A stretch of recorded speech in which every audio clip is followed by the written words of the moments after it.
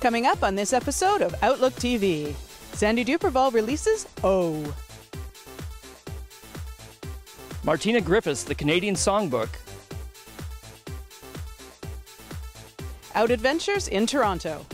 And much, much more. Hello and welcome to Outlook TV. I'm Rebecca Wyman. And I'm Angus Prott. We would like to thank and acknowledge the Musqueam, Squamish, and Tsleil-Waututh nations and surrounding nations for the privilege of filming this episode on their traditional lands. We are the queer news magazine show that brings you the stories that matter the most from coast to coast, and we're kicking it off in Montreal. Yes, and Sandy Duperval has the release of her new song, Oh. Oh. Today I'm speaking with the amazing Sandy Duperval from Montreal about her new single called Oh, where she discusses her personal growth. Let's see what she has to say.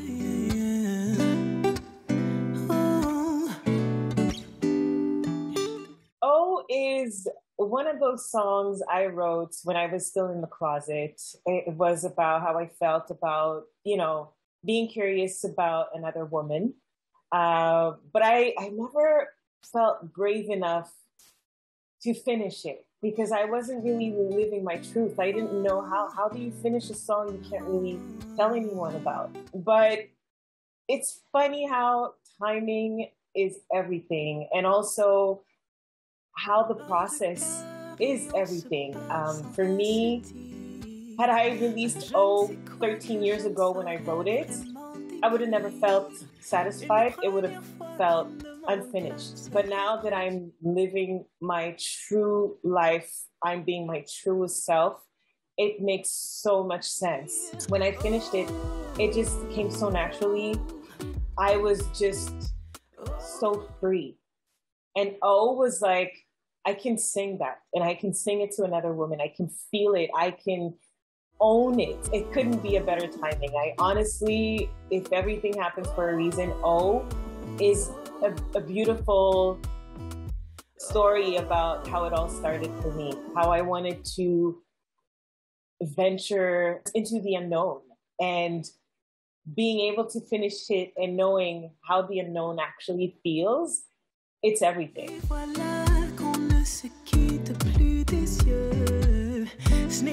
The beautiful thing about it is Hubert, which is my co-writer and also guitar teacher, is someone I've been working with since I was a teenager. And when we were writing, I had already had the main melody. The verse was done, the chorus was done. It was missing probably half of the second verse and the end. What music is a translation of who you are and how you feel. So whichever style I'm writing, I know that there's always this one thing connecting everything, which is my soul, which is my story. And how I present it doesn't really matter. My goal was really to portray real love between two women, not in a heteronormative perspective, more in a really like, I'm curious about you, and this is real. This is not a one-off. This is reality.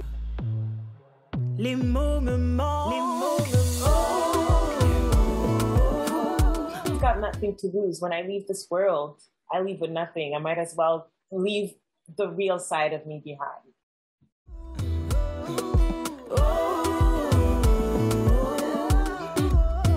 You can now stream Oh on all music platforms. For Outlook TV, this is Ollie in Montreal.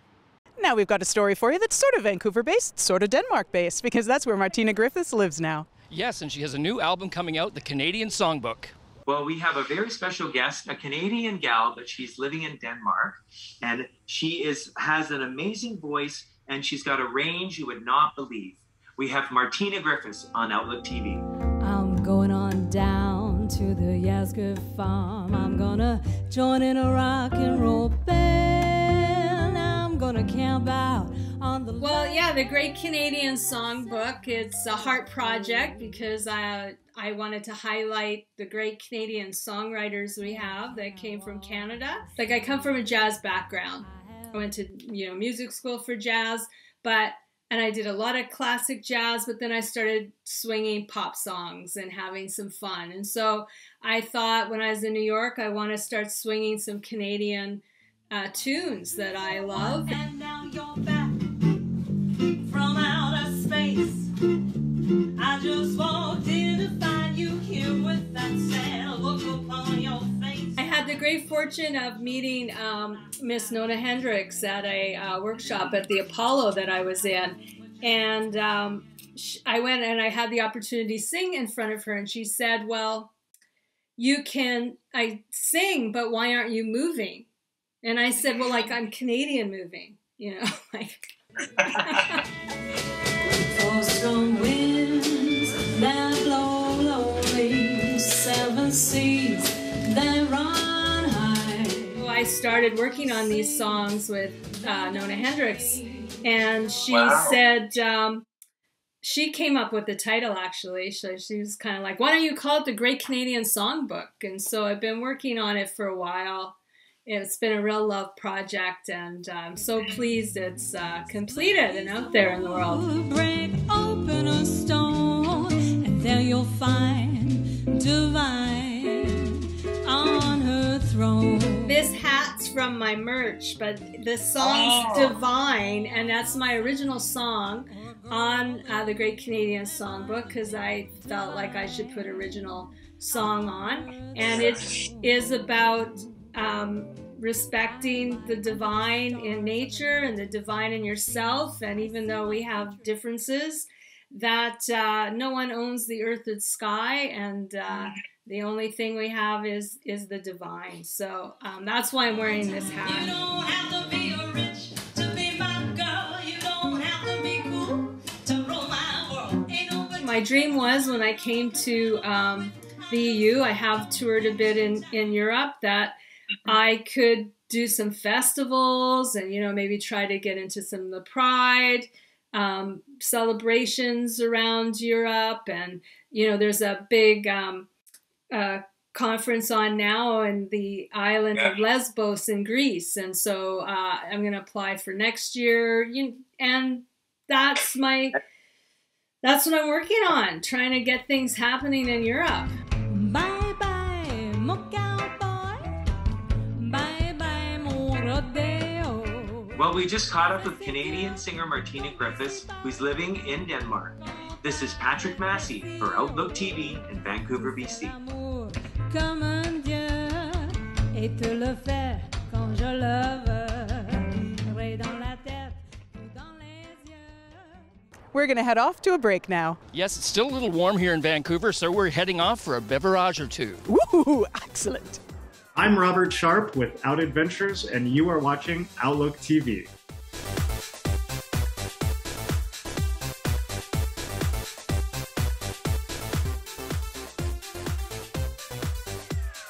Welcome back. You're watching OutLook TV. Yes, and for this next story, we're going up to Prince George, BC, where we're going to speak with Jean-Baptiste, who's doing some fantastic beadwork, storytelling, and amazing things up north. Today, we're speaking with artist and designer Jean-Baptiste in Prince George, BC, to find out about beadwork, draglesque, BC Culture Days, Yukon Pride, and more. My name is Jean-Baptiste. My traditional name is Kahumahikanadeoganeskuyu.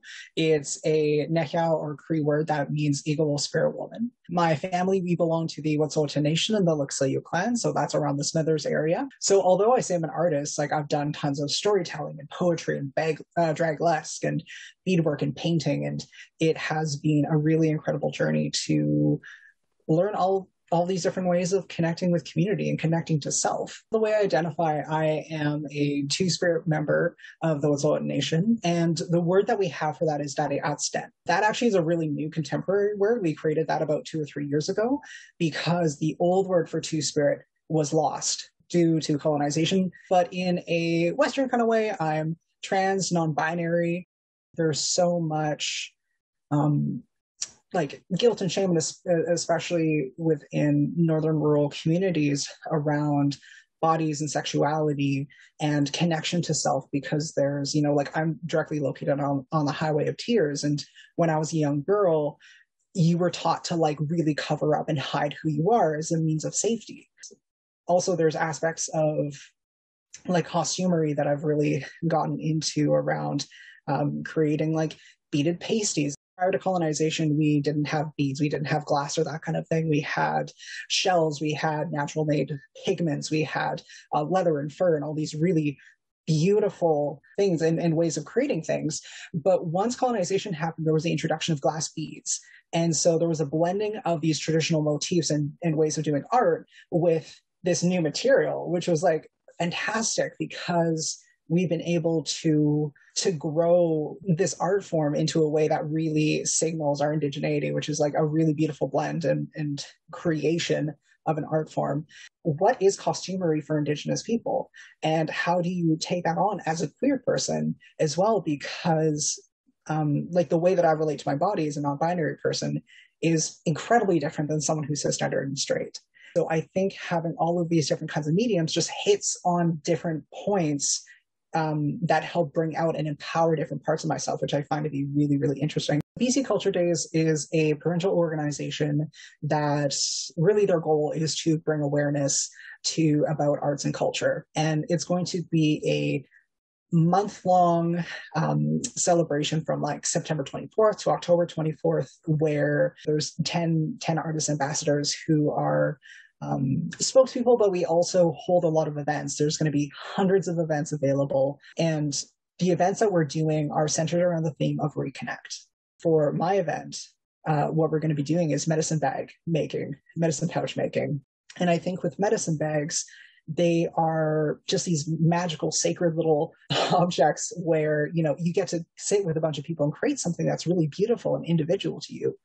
But then the invitation is to go out into your community, go out into the bush, go connect with your family and see what is it that you want to put in that pouch that services you to the best that it can. For Outlook TV, this is Angus Prott in Vancouver. Now we're going to meet 3 Vancouver filmmakers who call themselves We 3 Vees. Yes, and they're just finishing up their new film, Snowball Effect. Hello, hello, hello. Thank you so much for joining us. Today, Outlook TV joins the fabulously queer production company We 3 Vees to talk about their latest endeavor, The Snowball Effect. All for one and one snowball for all.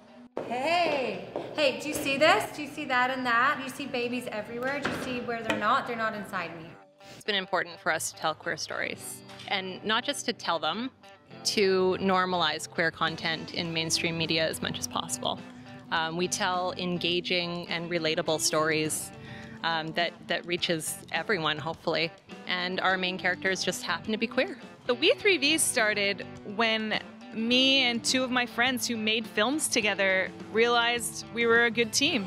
And we started with a short film called The Funeral, where I believe there were 3 crew members and 2 cast. And the 3 of us have been working together for 5 years. And We 3 Vees just is a representation of the V's that we each carry within us. 6 years ago, my partner at the time and I were at the point where we were ready to start looking for a sperm donor.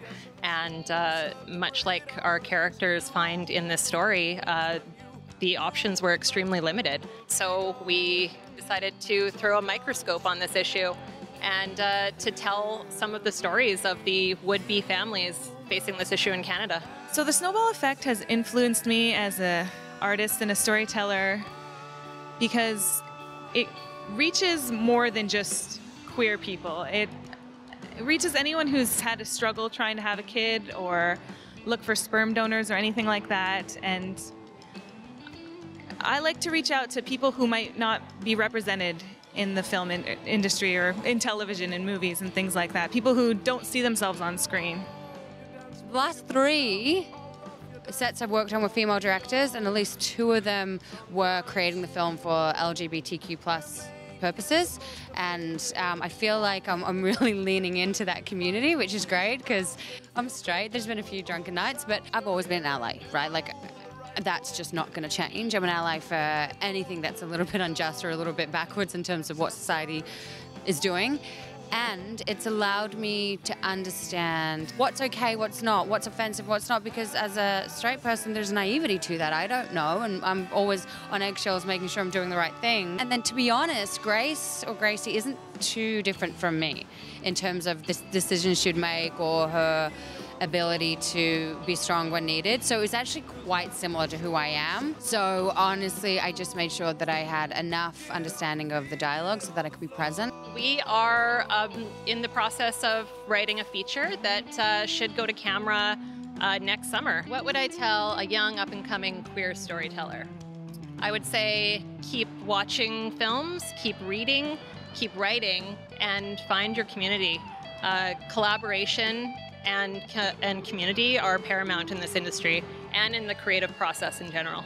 Very long and hard process if you would like to donate your sperm in Canada. Well, we definitely will not want to miss these guys on the big screen. What a mouthful. I'm Emily Ann Fraser reporting for Outlook TV Vancouver. We're going to have to take another little break now. Don't go away, we'll be right back.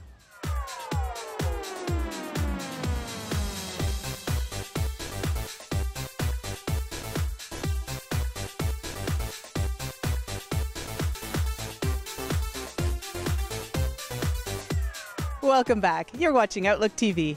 And we're going now to Montreal, where Montreal Pride is putting on some virtual shows this year. Well, hello, Outlook TV. It's me, Ollie, and I'm in Montreal for Pride. And today I'm speaking with the VP of Montreal Pride, Mohamandi, where he's going to talk to us about BIPOC Hours. Je suis aussi danseur en voguing, donc je fais partie de la communauté du ballroom ici à Montréal. Cool. Nice. Pride for me is being myself. Being myself and listening to our communities. It's talking about our, human rights before anything else. It's talking about also BIPOC people, indigenous people. It's talking about every single human in 2S LGBTQ plus communities. It's being proud also,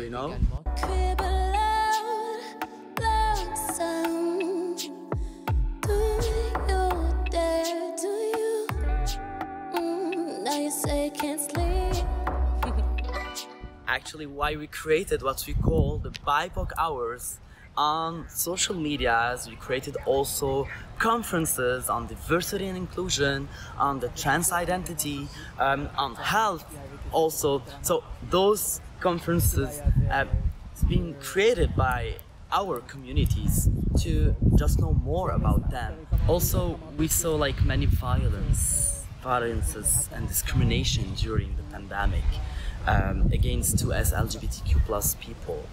Not only in Canada, everywhere in the world, but I'm focusing on Canadian people because Canadians are not only Canadian, they are Canadian Lebanese, Canadian French, Canadian Asians, Canadian Indians, Canadian Africans. So actually we're focusing on how can we find real solutions for those people. I've actually had a lot of trouble finding producers that I want to work with because it would be kind of usually a lot of them were men. Hello, I can see through your brow. Say you were free to love and live on. Leave me be. We'll be on social medias. Everything is recorded because we had and we still have in-person events, but still the virtual one take a lot of space in our program. Entré en danse en sortant de l'école secondaire. J'ai décidé que j'allais continuer à écouter ce que les gens disaient autour de moi. Je viens d'une famille dans laquelle, justement, comme je t'ai dit tantôt, artiste, never. Make sure that you stream the BIPOC Hours that are still available on all of Montreal Pride's social media platforms. For Outlook TV, this is Ollie in Montreal. We're going to wing our way off to Toronto now for, one of your stories, Angus. Yes, and we're going to talk to Out Adventures to find out about their upcoming trips for 2021 and 2022. Like travel everywhere, LGBT travel is reopening, and today we're going to speak with Out Adventures in Toronto to see what exciting adventures they have planned for the months ahead.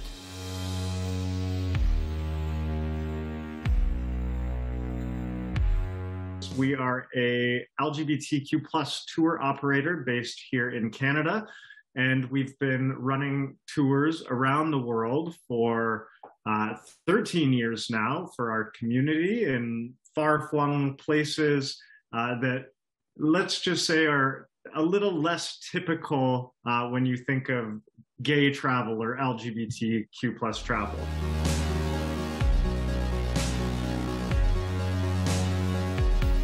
experiencing a destination, supporting the local economy, but doing it in a way where you can forge meaningful relationships with your fellow travelers. And what it often comes down to traveling in an LGBTQ plus group is being comfortable, feeling safe, which can open your mind to new experiences. And quite often it's the dinner time conversation, to be honest. When you can sit around at dinner and you don't have to come out to fellow travelers, obviously it's a misconception. As LGBTQ plus people, we come out once in our life. Reality, we come out multiple times a year, and when we're on vacation, we come out multiple times per day. And so by eliminating that very important barrier, in our opinion, people can just relax and have an enjoyable holiday.